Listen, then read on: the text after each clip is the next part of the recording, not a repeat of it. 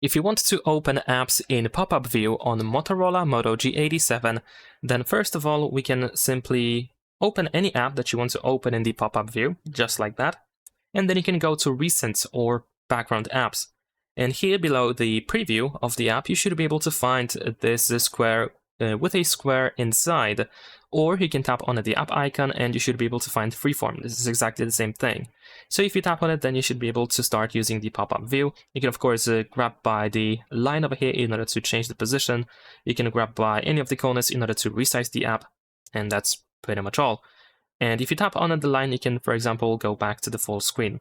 What you can also do is, if you use a sidebar, then if you open any app from the sidebar, so let's say I'm going to choose Calculator, as you can see, here we have the app opened in the pop-up view straight away. And also you can drag the app all the way to the bottom side over here in order to close an app. And that is pretty much it. Leave a like and subscribe.